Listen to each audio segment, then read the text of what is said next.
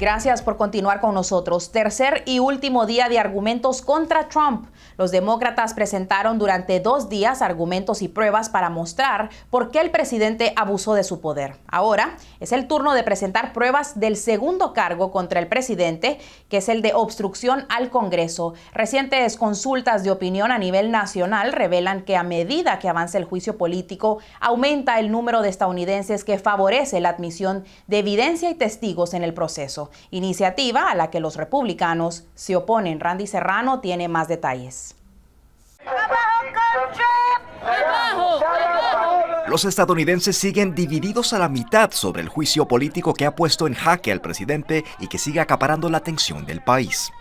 Eso según un sondeo de Associated Press que indica que 45% de la opinión pública quiere que el Senado vote para destituir a Donald Trump. Tenemos que organizarnos para sacarlo de la oficina ahora por los intereses de toda la humanidad. 40% cree que Trump debería de quedarse en la Casa Blanca. Al igual que los aliados del presidente que quieren que el juicio termine lo más pronto posible. Mientras tanto, en el Pleno este jueves, no president has abused his power in this way. Los administradores de la Cámara aprovechaban el penúltimo día de argumentos para justificar ante el Senado el cargo de abuso de poder que enfrenta el presidente. Lo que pudiera cambiar el rumbo del juicio son los testigos que los demócratas insisten tienen que ser parte del proceso y al parecer la mayoría de los estadounidenses están de acuerdo. Esto según un sondeo de Reuters que señala que 72% de los estadounidenses, una mayoría bipartidista, quisiera que testifiquen personas que pudieran ser clave en la trama ucraniana. Entre ellos el jefe de gabinete Mick Mulvaney y el ex asesor de seguridad nacional John Bolton. Me parece a mí el sentido común cuando tú tratas de crear obstáculos a que haya testigos y documentos es porque tú tienes miedo de lo que esos testigos y documentos van a decir. Aunque de inicio las reglas establecidas por el liderazgo republicano no permiten testigos, eso podría cambiar con un voto la próxima semana. En Washington, Randy Serrano, Telemundo.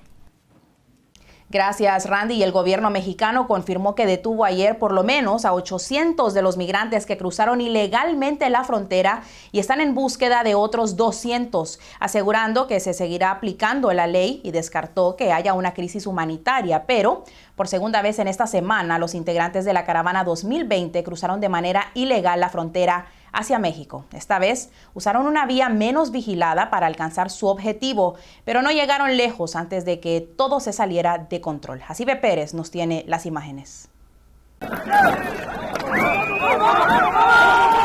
Parecía que el infierno había emergido en tierras mexicanas.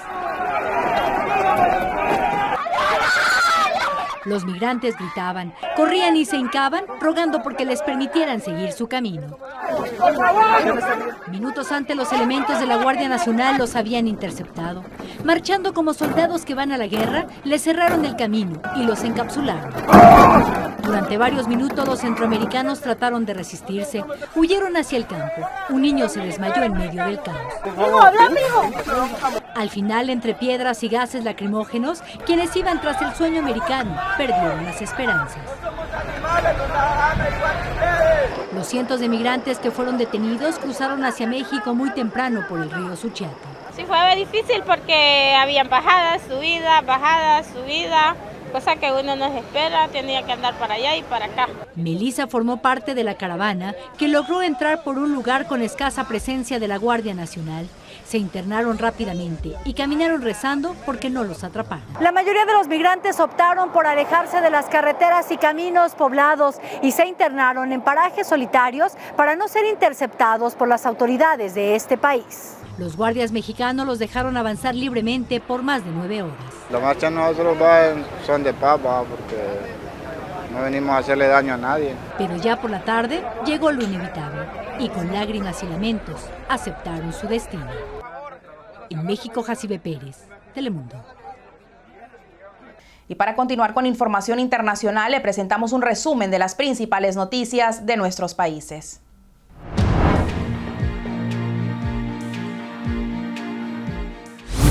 En Honduras, un total de 1.764 migrantes hondureños que salieron del país en la caravana la semana pasada hacia los Estados Unidos han sido deportados en los últimos 3 días, informó una fuente oficial en Tegucigalpa. Del total de 675 hondureños, entre ellos núcleos, es decir, familias hondureñas y menores no acompañados, llegaron hoy procedentes de México y Guatemala, dijo la encargada de Dirección de Protección al Migrante Hondureño, Jessica Guzmán. Los adultos retornados han sido recibidos en los centros de atención al migrante retornado de Omoa y La Lima, en el caribeño departamento de Cortés, fronterizo con Guatemala, agregó. En Venezuela, al menos 11 muertos, entre ellos 9 menores de edad, dejó un incendio en la cañaveral de la ciudad de Cagua, estado de Aragua, en el norte de Venezuela. La alcaldesa del municipio, Sucre, Miriam Pardo, confirmó a través de la cuenta de la alcaldía que el incendio ocurrió en la comunidad de La Carpiera la tarde de ayer jueves. Unos niños de esa comunidad, con mucha tristeza, sufrieron las consecuencias de un incendio en el que cambió una ruta. Rodolfo Marco Torres aseguró que los organismos competentes realizarán investigaciones para enclarecer las circunstancias del hecho que enluta al estado de Aragua. Y en Perú, las autoridades reportan medio centenares con gravísimas quemaduras, al menos 5 muertos y 49 heridos, muchos de ellos en extrema gravedad, además de 14 casas destruidas dejó ayer jueves la explosión de un camión que transportaba gas en un distrito del sur de Lima, capital de Perú. Y en Puerto Rico, cientos de personas se sumaron ayer jueves a una protesta organizada por el cantante puertorriqueño René Pérez y el grupo Calle 13, una manifestación que invocó a las del año pasado y que derivaron en la renuncia del gobernador Ricardo Rosselló. La población de Puerto Rico está cada vez más molesta tras conocerse que hasta hace poco un almacén estaba lleno de suministros de emergencia sin usar, mientras los habitantes sufrían por una serie de sismos que sacudían la isla. Bajo fuerte lluvia, los manifestantes se reunieron frente a la mansión de la gobernadora Wanda Vázquez, ondeando banderas, golpeando ollas y exigiendo su renuncia. Las noticias internacionales son traídas a ustedes por Orleans Furniture, la mueblería oficial de los latinos. Y llega el fin de semana en Telenoticias New Orleans. Saludamos a Jorge Vides, quien nos tiene toda la información deportiva. Bienvenido, Jorge. Feliz viernes. Feliz viernes para ti también, Valeria. Y feliz viernes para nuestros televidentes. Ya están listos los cruces de los octavos de final de la Copa del Rey. Tenemos toda esta información y mucho más al volver de la pausa comercial. No le cambie.